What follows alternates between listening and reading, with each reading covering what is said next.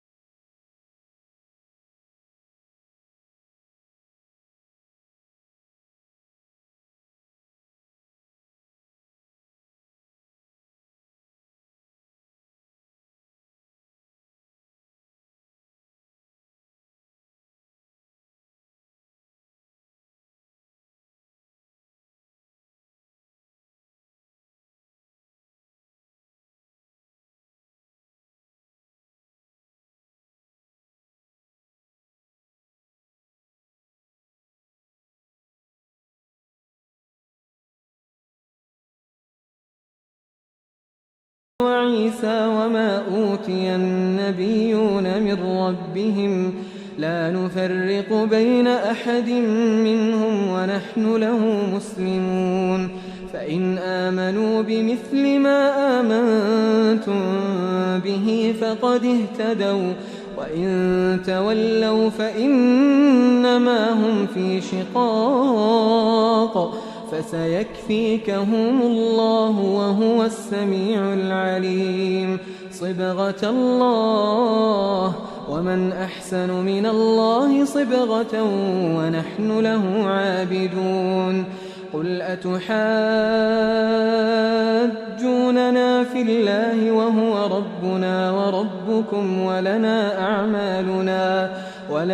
أعمالنا ولكم أعمالكم ونحن له مخلصون أم تقولون إن إبراهيم وإسماعيل وإسحاق ويعقوب والأسباط كانوا هودا أو نصارى قل أأنتم أعلم أم الله ومن أظلم ممن كتم شهادة عنده من الله وما الله بغافل عما تعملون تلك أمة قد خلت لها ما كسبت ولكم ما كسبتم ولا تسألون عما كانوا يعملون.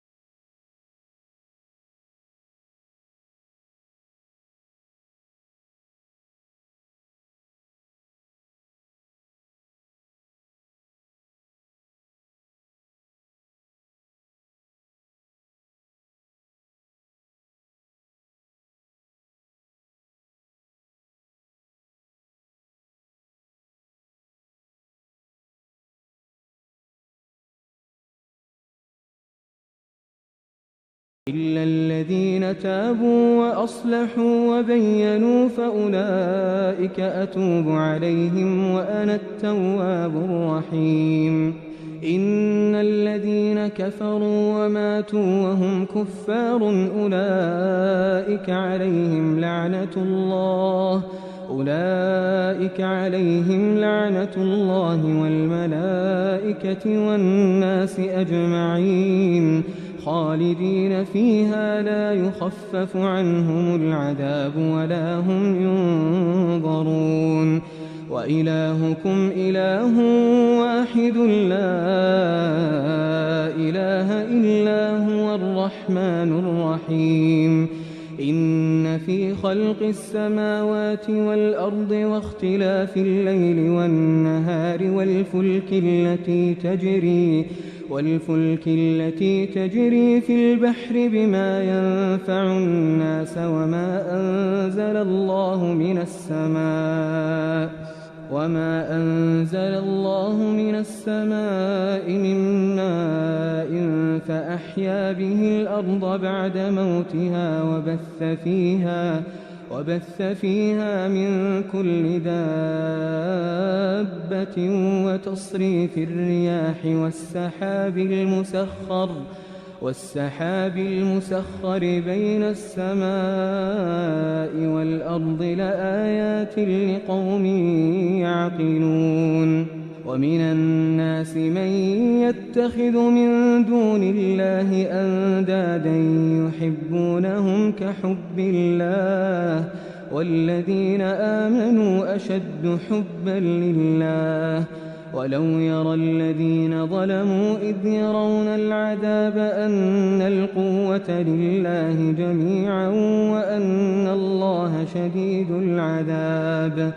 إذ تبرأ الذين اتبعوا من الذين اتبعوا ورأوا العذاب وتقطعت بهم الأسباب. وقال الذين اتبعوا لو أن لنا كرة فنتبرأ منهم كما تبرؤوا منا كذلك يريهم الله أعمالهم حسرات عليهم وما هم بخارجين من النار. يا أيها الناس كلوا مما في الأرض حلالا طيبا ولا تتبعوا خطوات الشيطان إنه لكم عدو مبين. إنما يأمركم بالسوء والفحشاء وأن تقولوا على الله ما لا تعلمون. وإذا قيل لهم اتبعوا ما أنزل الله قالوا بل نتبع ما ألفينا عليه آباءنا أولو كان آباؤهم لا يعقلون شيئا ولا يهتدون. ومثل الذين كفروا كمثل الذي ينعق بما لا يسمع إلا دعاء ونداء صم بكم عمي فهم لا يعقلون. يا أيها الذين آمنوا كلوا من طيبات ما رزقناكم واشكروا لله إن كنتم إياه تعبدون. إنما حرم عليكم الميتة والدم ولحم الخنزير وما أهل به لغير الله فمن اضطر غير باغ ولا عاد فلا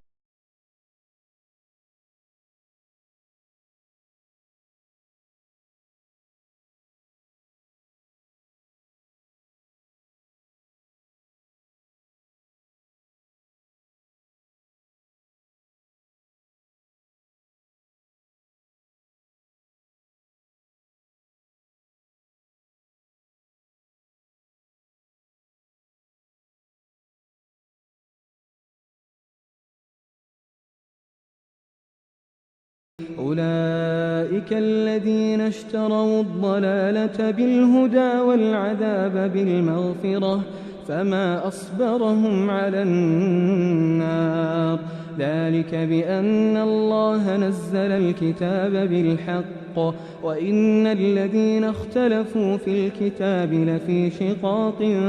بعيد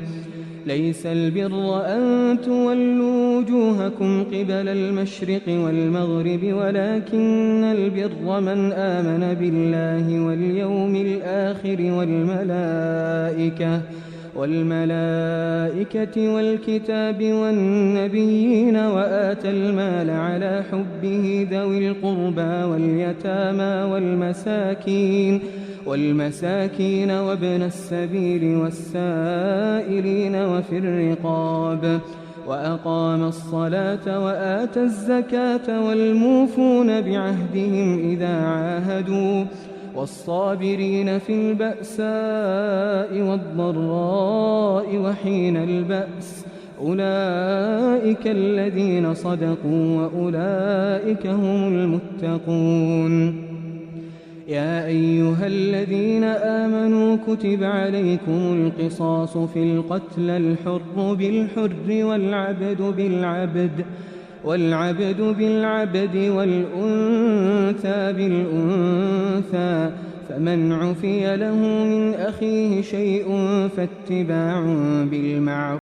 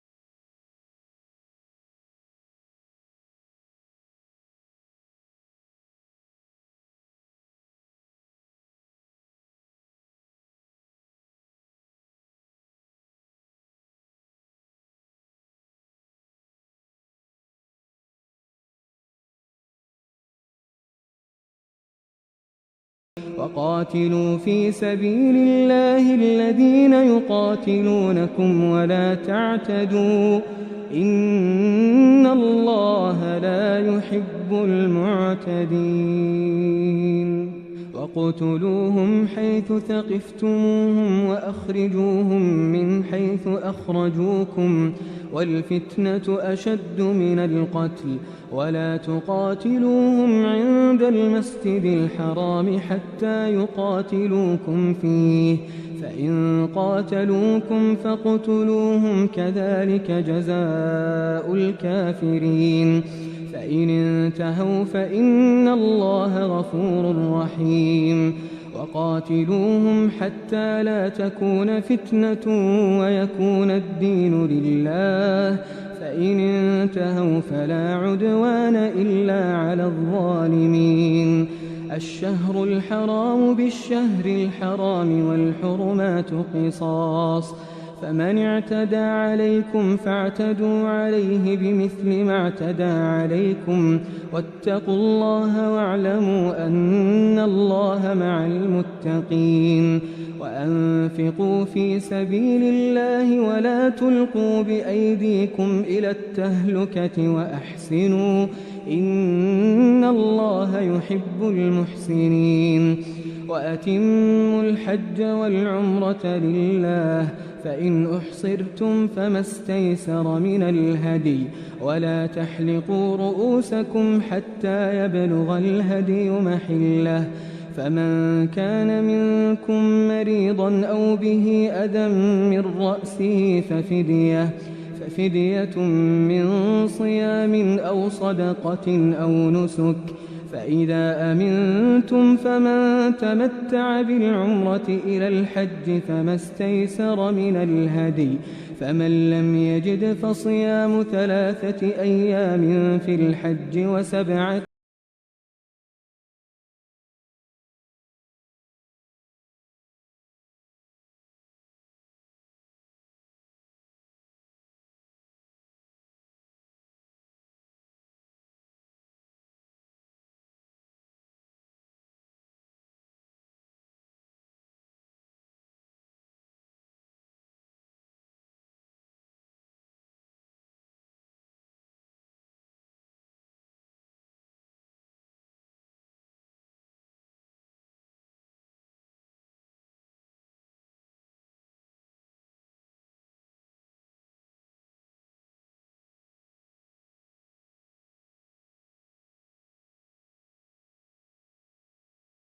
فإذا أفضتم من عرفات فاذكروا الله عند المشعر الحرام واذكروه كما هداكم وإن كنتم من قبله لمن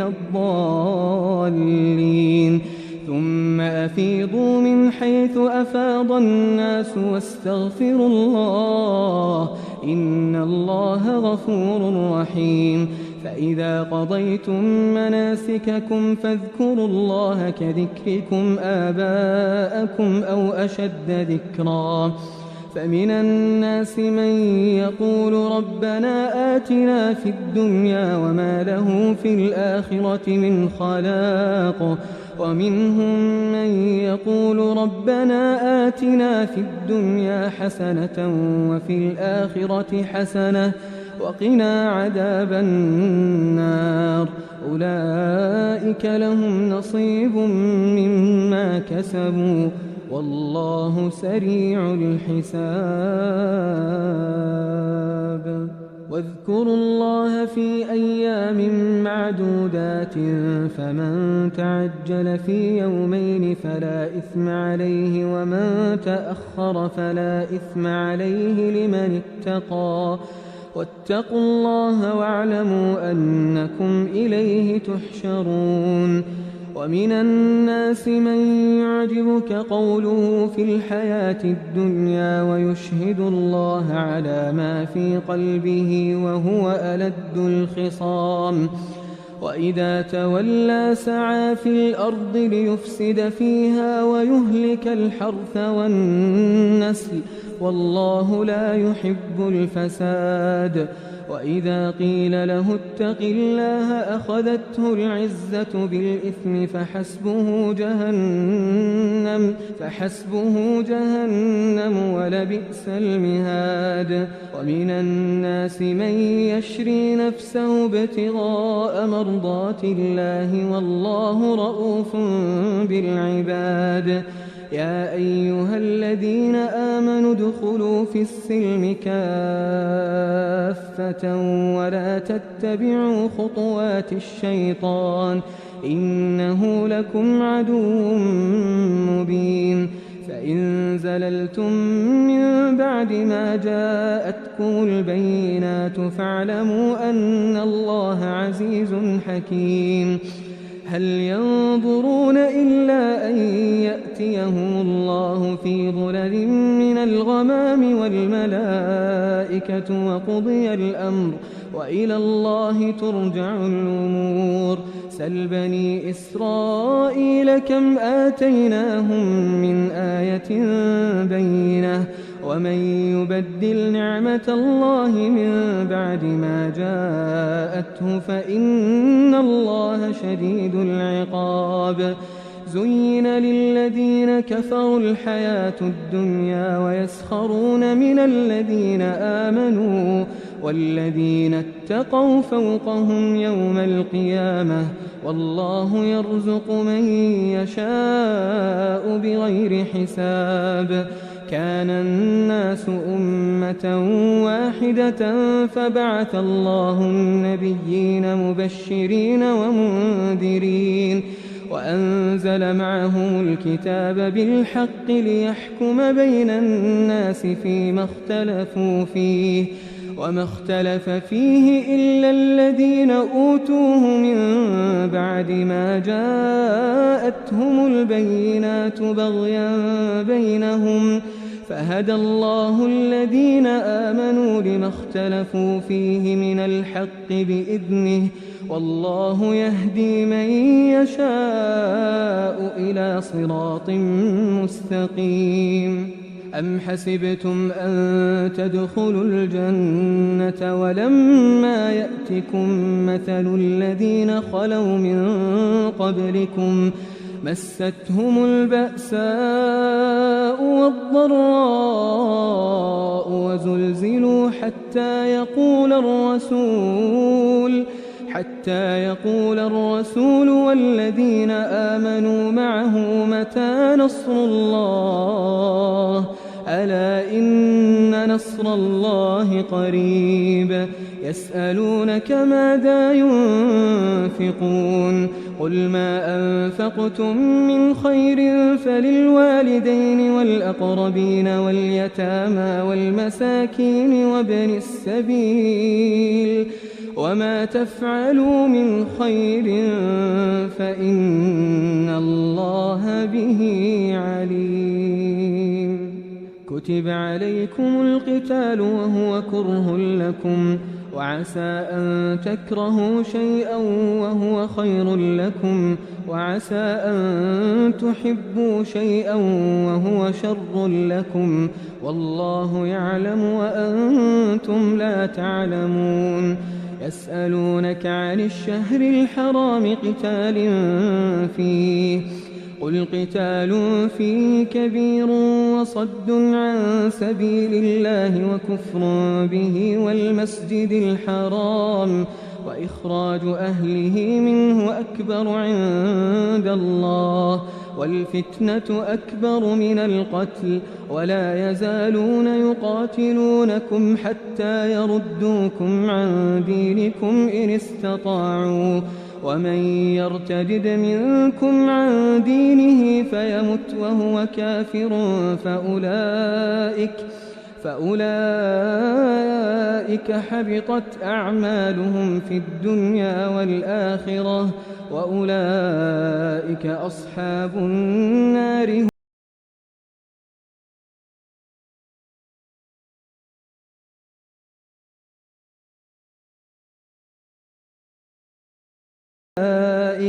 أولئك يرجون رحمة الله والله غفور رحيم. يسألونك عن الخمر والميسر قل فيهما إثم كبير ومنافع للناس وإثمهما أكبر من نفعهما ويسألونك ماذا ينفقون قل العفو كذلك يبين الله لكم الآيات لعلكم تتفكرون في الدنيا والآخرة ويسألونك عن اليتامى قل إصلاح لهم خير وإن تخالطوهم فإخوانكم والله يعلم المفسد من المصلح ولو شاء الله لأعنتكم إن الله عزيز حكيم ولا تنكحوا المشركات حتى يؤمنوا ولأمة مؤمنة خير من مشركة ولو أعجبتكم ولا تنكحوا المشركين حتى يؤمنوا ولعبد مؤمن خير من مشرك ولو أعجبكم أولئك يدعون إلى النار والله يدعو إلى الجنة والمغفرة بإذنه ويبين آياته للناس لعلهم يتذكرون ويسألونك عن المحيض قل هو أذى فاعتزلوا النساء في المحيض ولا تقربوهن حتى يطهرن فإذا تطهرن فأتوهن من حيث أمركم الله إن الله يحب التوابين ويحب المتطهرين نساؤكم حرث لكم فأتوا حرثكم أنى شئتم وقدموا لأنفسكم واتقوا الله واعلموا أنكم ملاقوه وبشر المؤمنين ولا تجعلوا الله عرضة لأيمانكم أن تبروا وتتقوا وتصلحوا بين الناس والله سميع عليم لا يؤاخذكم الله باللغو في أيمانكم ولكن يؤاخذكم بما كسبت قلوبكم والله غفور حليم للذين يؤلون من نسائهم تربص 4 أشهر فإن فاءوا فإن الله غفور رحيم وإن عزموا الطلاق فإن الله سميع عليم والمطلقات يتربصن بأنفسهن 3 قروء ولا يحل لهن أن يكتمن ما خلق الله في أرحامهن إن كن يؤمن بالله واليوم الآخر وبعولتهن أحق بردهن في ذلك إن أرادوا إصلاحا ولهن مثل الذي عليهن بالمعروف وللرجال عليهن درجة والله عزيز حكيم الطلاق 2 فإمساك بمعروف أو تسريح بإحسان ولا يحل لكم أن تأخذوا مما آتيتموهن شيئا إلا أن يخافا ألا يقيما حدود الله فإن خفتم ألا يقيما حدود الله فلا جناح عليهما فيما افتدت به تلك حدود الله فلا تعتدوها ومن يتعد حدود الله فأولئك هم الظالمون فإن طلقها فلا تحل له من بعد حتى تنكح زوجا غيره فإن طلقها فلا جناح عليهما أن يتراجعا إن ظنا أن يقيما حدود الله وتلك حدود الله يبينها لقوم يعلمون وإذا طلقتم النساء فبلغن أجلهن فأمسكوهن بمعروف أو سرحوهن بمعروف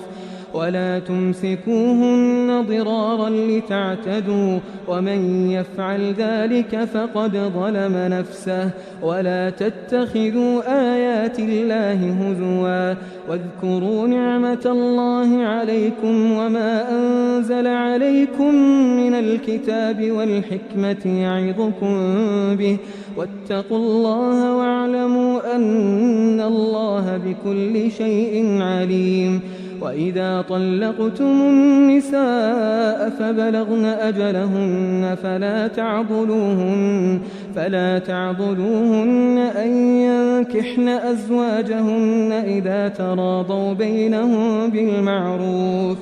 ذلك يوعظ به من كان منكم يؤمن بالله واليوم الآخر ذلكم أزكى لكم وأطهر والله يعلم وأنتم لا تعلمون والوالدات يرضعن أولادهن حولين كاملين لمن أراد أن يتم الرضاعة وعلى المولود له رزقهن وكسوتهن بالمعروف لا تكلف نفس إلا وسعها لا تضار والدة بولدها ولا مولود له بولده وعلى الوارث مثل ذلك فإن أرادا فصالا عن تراض منهما وتشاور فلا جناح عليهما وإن أردتم أن تسترضعوا أولادكم فلا جناح عليكم إذا سلمتم ما آتيتم بالمعروف واتقوا الله واعلموا أن الله بما تعملون بصير والذين يتوفون منكم ويذرون أزواجا يتربصن بأنفسهن 4 أشهر وعشرا فإذا بلغن أجلهن فلا جناح عليكم فيما فعلن في أنفسهن بالمعروف والله بما تعملون خبير ولا جناح عليكم فيما عرضتم به من خطبة النساء أو أكننتم في أنفسكم علم الله أنكم ستذكرونهن ولكن لا تواعدوهن سرا إلا أن تقولوا قولا معروفا ولا تعزموا عقدة النكاح حتى يبلغ الكتاب أجله واعلموا أن الله يعلم ما في أنفسكم فاحذروه واعلموا أن الله غفور حليم لا جناح عليكم إن طلقتم النساء ما لم تمسوهن أو تفرضوا لهن فريضة ومتعوهن على الموسع قدره وعلى المقتر قدره متاعا بالمعروف حقا على المحسنين وإن طلقتموهن من قبل أن تمسوهن وقد فرضتم لهن فريضة فنصف ما فرضتم إلا أن يعفون أو يعفو الذي بيده عقدة النكاح وأن تعفوا أقرب للتقوى ولا تنسوا الفضل بينكم إن الله بما تعملون بصير حافظوا على الصلوات والصلاة الوسطى وقوموا لله قانتين فإن خفتم فرجالا أو ركبانا فإذا أمنتم فاذكروا الله كما علمكم ما لم تكونوا تعلمون والذين يتوفون منكم ويذرون أزواجا وصية لأزواجهم متاعا إلى الحول غير إخراج فإن خرجن فلا جناح عليكم فيما فعلن في أنفسهن من معروف، والله عزيز حكيم. وللمطلقات متاع بالمعروف حقا على المتقين، كذلك يبين الله لكم آياته لعلكم تعقلون.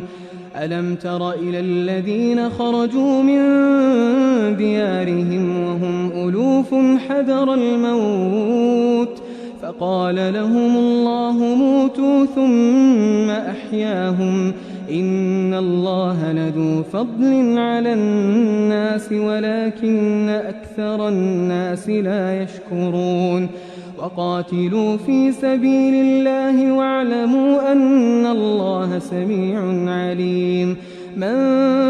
ذا الذي يقرض الله قرضا حسنا فيضاعفه له أضعافا كثيرة، والله يقبض ويبسط وإليه ترجعون.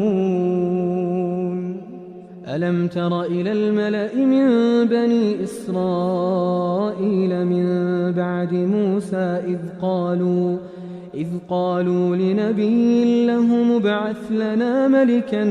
نقاتل في سبيل الله، قال هل عسيتم إن كتب عليكم القتال ألا تقاتلوا؟ قالوا وما لنا ألا نقاتل في سبيل الله وقد أخرجنا من ديارنا وأبنائنا، فلما كتب عليهم القتال تولوا إلا قليلا منهم، والله عليم بالظالمين. وقال لهم نبيهم إن الله قد بعث لكم طالوت ملكا، قالوا أنى يكون له الملك علينا ونحن أحق بالملك منه ولم يؤت سعة من المال، قال إن الله اصطفاه عليكم وزاده بسطة في العلم والجسم، والله يؤتي ملكه من يشاء والله واسع عليم. وقال لهم نبيهم إن آية ملكه أن يأتيكم التابوت فيه سكينة من ربكم وبقية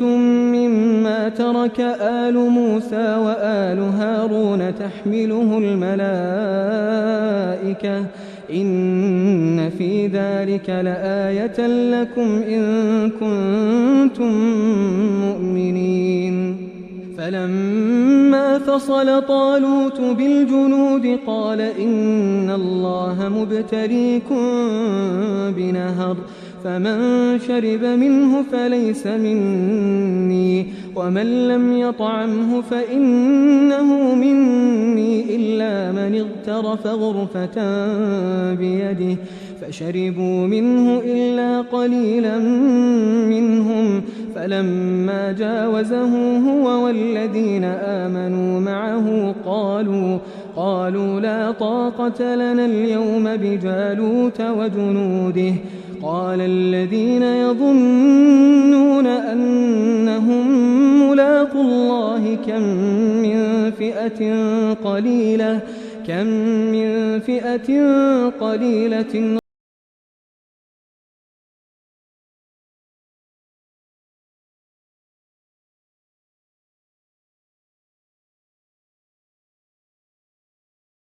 قالوا ربنا أفرغ علينا صبرا وثبت أقدامنا وانصرنا على القوم الكافرين. فهزموهم بإذن الله، وقتل داود جالوت، وآتاه الله الملك والحكمة وعلمه مما يشاء، ولولا دفع الله الناس بعضهم ببعض لفسدت الأرض ولكن الله ذو فضل على العالمين. تلك آيات الله نتلوها عليك بالحق وإنك لمن المرسلين. تلك الرسل فضلنا بعضهم على بعض منهم من كلم الله ورفع بعضهم درجات وآتينا عيسى ابن مريم البينات وأيدناه بروح القدس ولو شاء الله ما اقتتل الذين من بعدهم من بعد ما جاءتهم البينات ولكن اختلفوا فمنهم من آمن ومنهم من كفر ولو شاء الله ما اقتتلوا ولكن الله يفعل ما يريد. يا أيها الذين آمنوا أنفقوا مما رزقناكم من قبل أن يأتي يوم لا بيع فيه ولا خلة ولا شفاعة والكافرون هم الظالمون. الله لا إله إلا هو الحي القيوم لا تأخذه سنة ولا نوم له ما في السماوات وما في الأرض. من ذا الذي يشفع عنده إلا بإذنه يعلم ما بين أيديهم وما خلفهم ولا يحيطون بشيء من علمه إلا بما شاء وسع كرسيه السماوات والأرض ولا يؤوده حفظهما وهو العلي العظيم. لا إكراه في الدين قد تبين الرشد من الغي فمن يكفر بالطاغوت ويؤمن بالله فقد استمسك بالعروة الوثقى لا انفصام لها والله سميع عليم. الله ولي الذين آمنوا يخرجهم من الظلمات إلى النور والذين كفروا أولياؤهم الطاغوت يخرجونهم من النور إلى الظلمات أولئك أصحاب النار هم فيها خالدون. ألم تر إلى الذي حاج إبراهيم في ربه أن آتاه الله الملك إذ قال إبراهيم ربي الذي يحيي ويميت قال أنا أحيي وأميت قال إبراهيم فإن الله يأتي بالشمس من المشرق فأت بها من المغرب فبهت الذي كفر والله لا يهدي القوم الظالمين. أو كالذي مر على قرية وهي خاوية على عروشها قال أنى يحيي هذه الله بعد موتها فأماته الله 100 عام ثم بعثه قال كم لبثت قال لبثت يوما أو بعض يوم قال بل لبثت 100 عام فانظر إلى طعامك وشرابك لم يتسنه وانظر إلى حمارك ولنجعلك آية للناس وانظر إلى العظام كيف ننشزها ثم نكسوها لحما فلما تبين له قال أعلم أن الله على كل شيء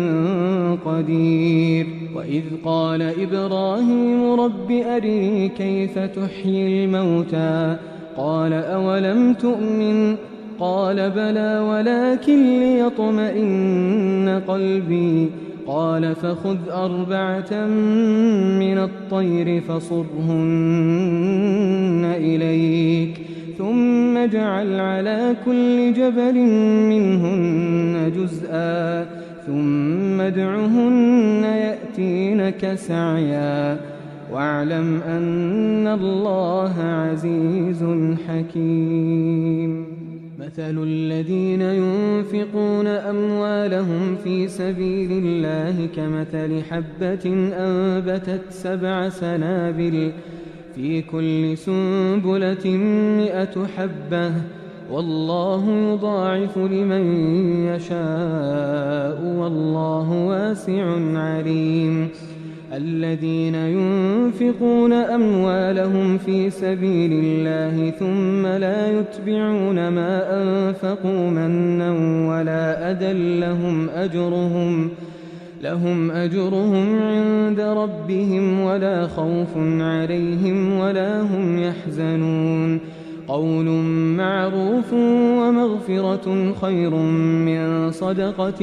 يتبعها أذى والله غني حليم.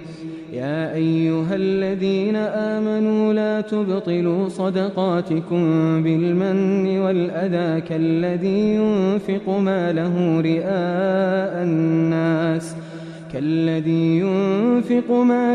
رئاء الناس ولا يؤمن بالله واليوم الآخر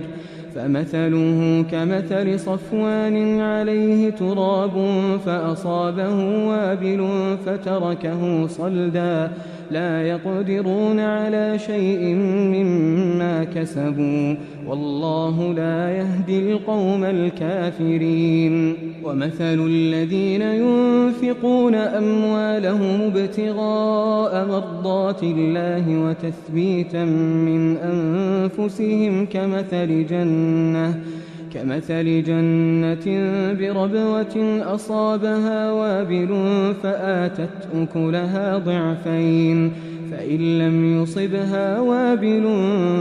فطل والله بما تعملون بصير. أيود أحدكم أن تكون له جنة من نخيل وأعناب تجري من تحتها الأنهار له فيها من كل الثمرات وأصابه الكبر وله ذرية ضعفاء فأصابها إعصار فيه نار فاحترقت كذلك يبين الله لكم الآيات لعلكم تتفكرون. يا أيها الذين آمنوا أنفقوا من طيبات ما كسبتم ومما أخرجنا لكم من الأرض ولا تيمموا الخبيث منه تنفقون ولستم بآخذيه إلا أن تغمضوا فيه واعلموا أن الله غني حميد. الشيطان يعدكم الفقر ويأمركم بالفحشاء والله يعدكم مغفرة منه وفضلا والله واسع عليم. يؤتي الحكمة من يشاء ومن يؤت الحكمة فقد أوتي خيرا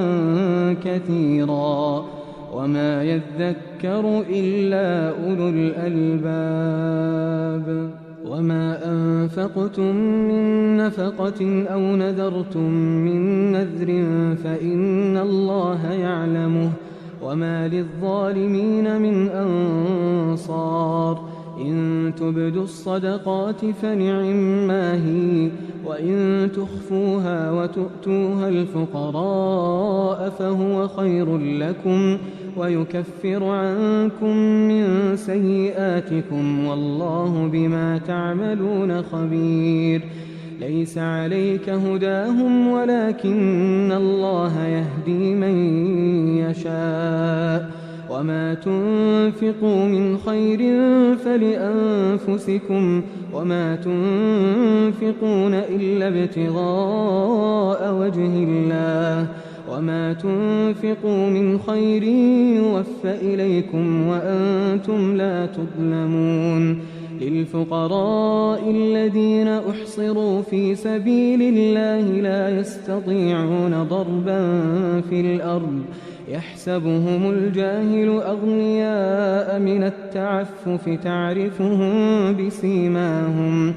تعرفهم بسيماهم لا يسألون الناس إلحافا وما تنفقوا من خير فإن الله به عليم الذين ينفقون أموالهم بالليل والنهار سرا وعلانية فلهم أجرهم عند ربهم ولا خوف عليهم ولا هم يحزنون الذين يأكلون الربا لا يقومون إلا كما يقوم الذي يتخبطه الشيطان من المس ذلك بأنهم قالوا إنما البيع مثل الربا وأحل الله البيع وحرم الربا فمن جاءه موعظة من ربه فانتهى فله ما سلف وأمره إلى الله ومن عاد فأولئك أصحاب النار هم فيها خالدون يمحق الله الربا ويربي الصدقات والله لا يحب كل كفار أثيم إن الذين آمنوا وعملوا الصالحات وأقاموا الصلاة وآتوا الزكاة لهم أجرهم عند ربهم ولا خوف عليهم ولا هم يحزنون يا أيها الذين آمنوا اتقوا الله وذروا ما بقي من الربا إن كنتم مؤمنين فإن لم تفعلوا فأذنوا بحرب من الله ورسوله وإن تبتم فلكم رؤوس أموالكم لا تظلمون ولا تظلمون وإن كان ذو عسرة فنظرة إلى ميسرة وأن تصدقوا خير لكم إن كنتم تعلمون واتقوا يوما ترجعون فيه إلى الله ثم توفى كل نفس ما كسبت وهم لا يظلمون